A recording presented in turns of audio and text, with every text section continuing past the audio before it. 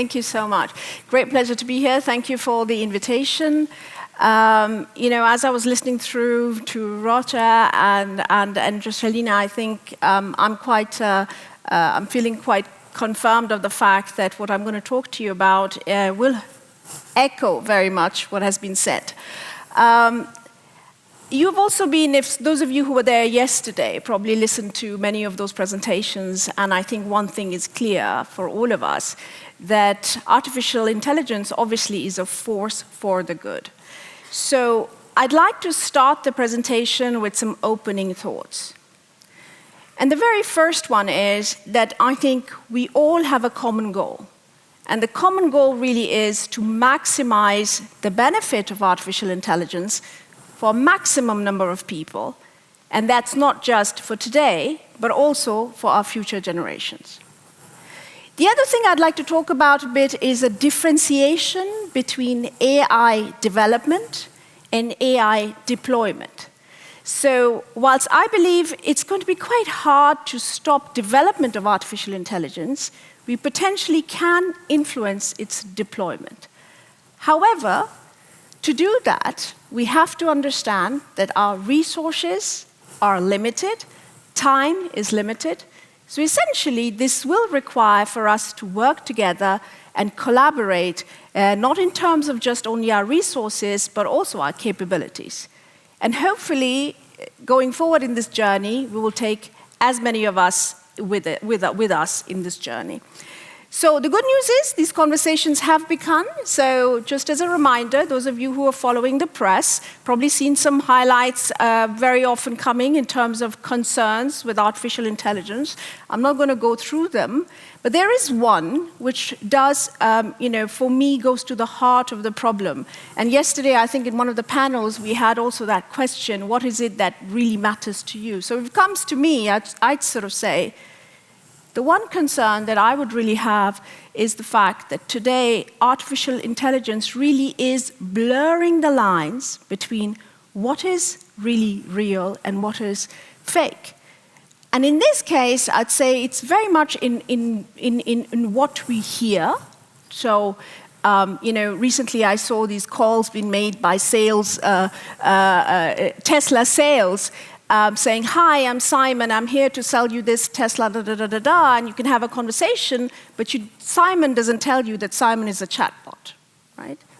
The second thing is also in what we see, and this is something we've seen yesterday as well, how incredibly advanced it is in terms of images and in videos that we don't really have anymore a possibility to differentiate. And lastly, of course, also what we read. I think all of us know about those social media chatbots that are very, very good in, of course, not only controlling what we see, but changing our thoughts and eventually also our actions.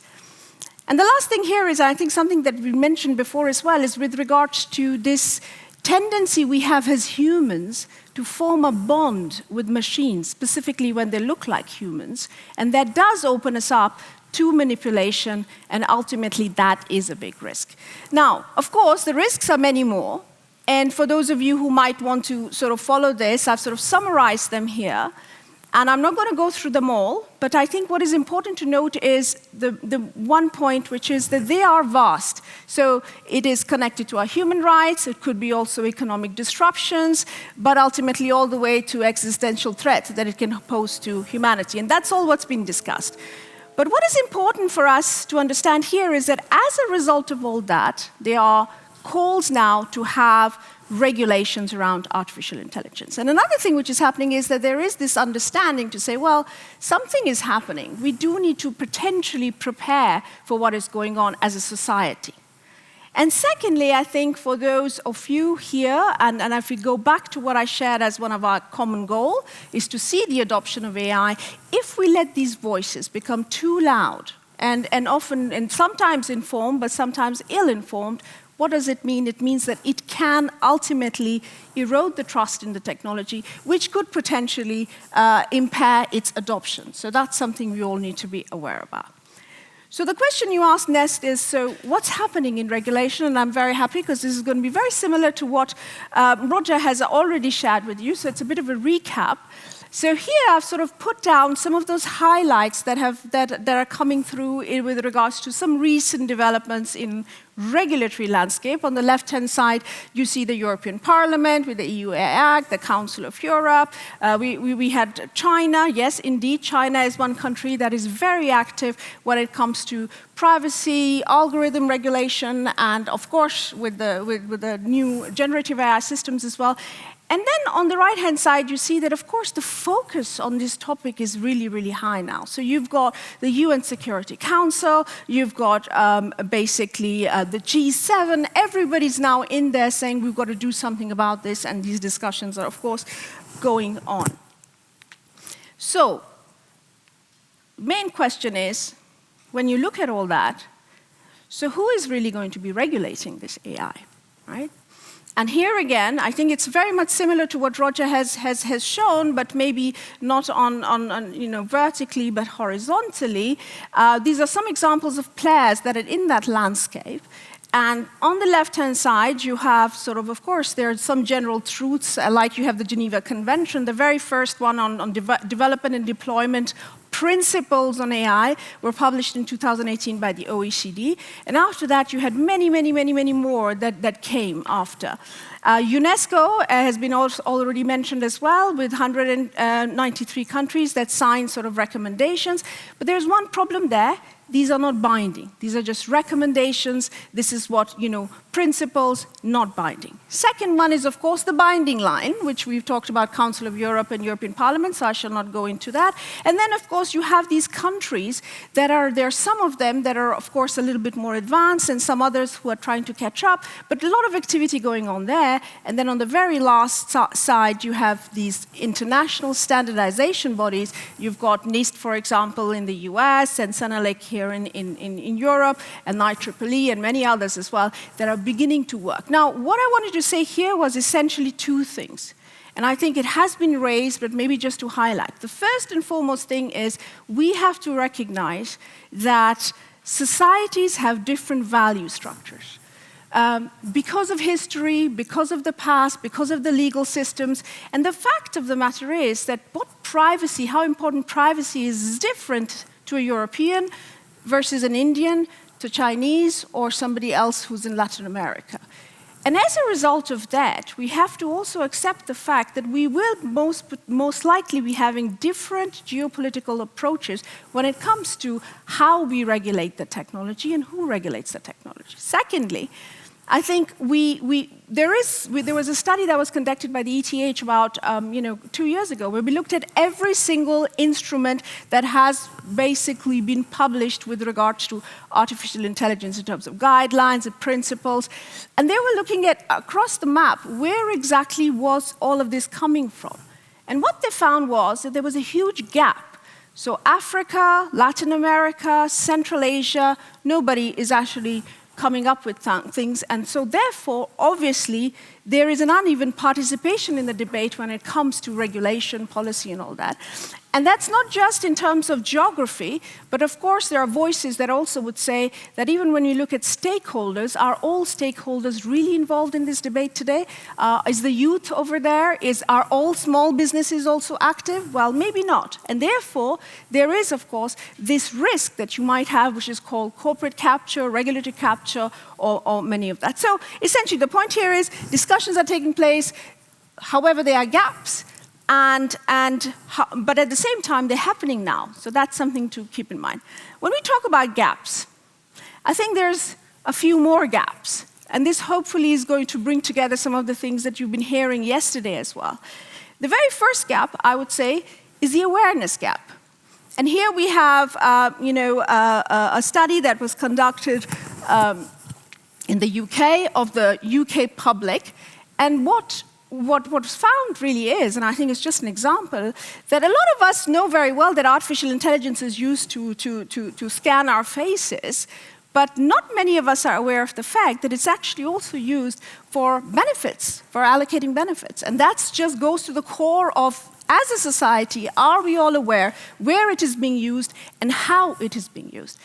The second gap we have is that of an engagement gap.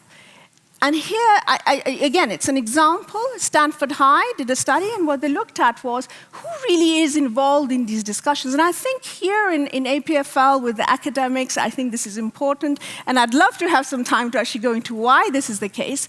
But only 0.7% of AI PhDs are actually going into government, right? And many of the others are going into private sector.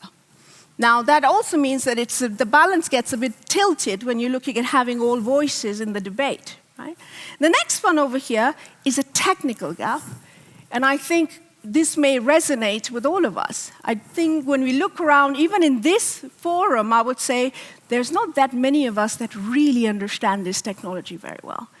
And that's for the society. But then let's look at actually the policymakers. That's a quote over there for the US Congress. I would say that's not a very kind one, but basically saying that they don't seem to have much of a clue when it comes to STEM, and they need to have external advisors helping us. Who are those advisors? One might wish to wonder. Right? And I would sort of say that that's probably the case in many other countries as well when it comes to politicians, and this exact point was raised also yesterday in one of the sessions. The next one is the deployment gap. Here I'm talking to the industry, and I'm sort of saying, well, you know what? We all see that everybody is trying to get out there, everybody wants to have the deployment of the technology as soon as possible. Of course, it's very good, makes immense help with productivity gains and everything else. But the fact of the matter is, this quote captures two things. When industry is doing that, are ethics really something that they are putting and are concerned about? And secondly, is there transparency? So OpenAI is called OpenAI, but not very open after all when you ask them for the algorithms, right? So there is this issue there with regards to, maybe the industry has to think about it. And lastly, I have here, which is called the enforcement gap. And this goes two ways. One is about being prepared to have enforcement. But this was actually a study that was conducted by the University of Arizona, and they looked at every single soft law mechanism which was out there in the world. And what they found out was that 75% of those soft law mechanisms didn't even have a definition of what the enforcement structure looks like. So that doesn't go a long way when it comes to actual, trying to have trust on these in this thing. So here, hence the issue. So we've talked about the fact that we've got all these concerns coming, we have the policies that are coming, but they're obviously not going to be harmonized. There are these gaps. So the question you ask is, well, what do I do? Right? So what am I supposed to do now? Now, here is a chart I actually presented to the private sector, but I think it holds true for any organization and any company, and even to academia. And these are a few suggestions, and this was something I sort of shared with the private sector. And this is a quote from Dragos Tudorakis. Those of you who were there yesterday actually listened to him. He's the lead negotiator of the EU AI Act. And what he's talking about, and again resonates to just what we've been talking about, is the fact that standards are going to have an influence on the success of the companies, and I would say even us as a society, and therefore, the regulators want these to be developed together with all of us, not just for themselves. And big and small companies should be participating. And I would actually add to that, academia should be participating as well, and all of us should be participating in there, because this is where it's going to come down to.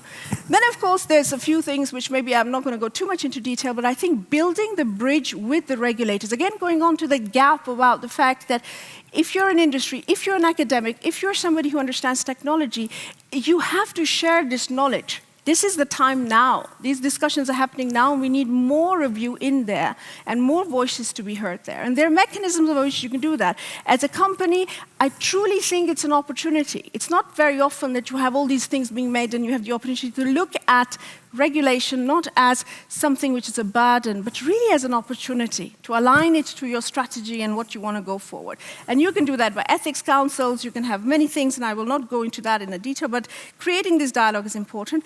The internal governance structure, which you have shared actually, is And that has three parts. It's the process, actually, and also the structure, and then the accountability. And normally the accountability should sit with the highest level in terms of C-level things. And one thing I'm always saying, you have to put the money, okay? And that's a bit of a me, and I think that's a gap I didn't mention, but I've been facing that one really, that we talk about all this that needs to be done, but we have to put aside the money for that. There's a flip coin, and I think all of you being academics, but you're also citizens, and I'm glad that we have government officials here as well. I'd like to share at least my humble thoughts on what we could potentially ask from our governments to do. And I think the very first one is, it is a real urgency now to prioritize measurement and enforcement capabilities.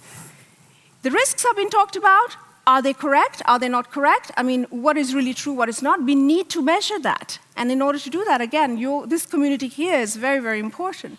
And that capacity needs to be built within government structures. And the next one for me is also about enforcement. And this will require right structures, right experts, and the right resources. And even in the EU today, the member states level, whilst the EU AI Act is going to be finalized end of this year, these capabilities are not necessarily the forefront, and I think this is very, very important to do. The second one is, I think we need to prepare the society to mitigate the disruption. And yesterday you saw the presentation on the labor impact, and effectively, I think the takeaway for me was, it's not that all the jobs are going to disappear, but what is going to potentially happen is you will have a huge disruption. Now, we have in the past, we have had sort of course, globalization, and some of you probably would say, yes, the polarization in the US is as a result of the social media and all these algorithms that put people in their certain silos, but actually, partly true, but it's also potentially because of a mismanagement, potentially, of globalization. What is the impact on the income? What is the impact on equality? And, of course, reskilling, right? And that's something we will have to think about as well. And finally, I think as a government, and I think that's been done, but it's about facilitating how you can work together with industry. Certain governments are doing that very, very well. I think Singapore comes to mind, UK comes to mind, so there's some best examples there that can be looked at.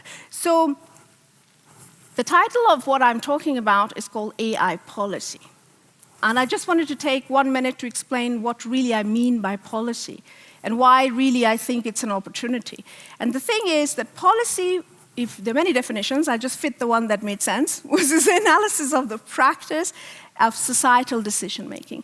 And what is really policy when you go a bit deeper into it? It's about balancing trade-offs. So you've got to look into saying, so when the GDPR came into effect, what happened was that there was a study again conducted by ETH, and we found, and many others as well, that it led to a higher market concentration. So basically, bigger players got bigger share. So there was really a trade-off between, competition and privacy. This could be the same for transparency and trade secret protection. It could be between short-term, between long-term, but these are things we need to discuss together to agree how do we want to move forward, right? It's also about creating a level playing field. Everybody has the same opportunities, but I would say it's also a way to create a competitive advantage. Those of you that are in there, that are able to see what's coming through, able to actually be part of those discussions, will obviously, hopefully move forward in the right way. Awareness and accountability goes without saying, and it's about saying what those red lines are, those things that we don't want absolutely, and we have to discuss them together. And secondly, also looking at the low-hanging fruit. So maybe by just labeling something and having a requirement to label whenever you use artificial intelligence, it could be something that could help build trust, and maybe some other ways. And of course, if you have a transparent dialogue, that's the way to go. So I'd argue that policymaking really, inclusive policymaking really is the way forward. And those of you who know me know that I'm super, super excited about working together, and I think that's exactly what we need to do. And just as one thing, I have this opportunity, so for me it would be just a boarding call for all of you to really come on board, participate in this thing, and we've talked about, and I'll just show what we have done here, but also we talked about what Nina is over here as well, Switzerland is trying to do, and it essentially is exactly that, participation, getting people together, being inclusive, and coming up with some pragmatic solutions. It will be a win-win. It will help. And just one last thing, we heard yesterday as well that when you specialize too much into silos, maybe innovation sometimes is not really happening. So the idea really is the more inclusive we are, the more we are able to then cross those dots together, the more innovative we will be as a society. And this is important as you as a parent, you as somebody who is a citizen, a business leader, a policymaker, a politician, anybody, an academic, all of us have a role in this one. And that's what I would say. And lastly, just to invite you, because 4 years ago, thank you also to Roger, who's here, FDFA, Ofcom, and Canton of Zurich, and many others. We set up a platform essentially, specifically to discuss AI policy and do have that platform which was based on our vision with regards to also the values that Switzerland has. And hopefully we will be able to then continue and build on that. And we have the next summit coming up in November, 3rd and 4th, so you're all invited. We've recently started a podcast series as well, essentially to do the same. And ideally, it would be great to have you there. And this will also feed into the Swiss AI Home, hopefully, that we are doing in Switzerland, also followed by the FDFA. And that is all I have to say, and looking forward to the discussions. Thank you.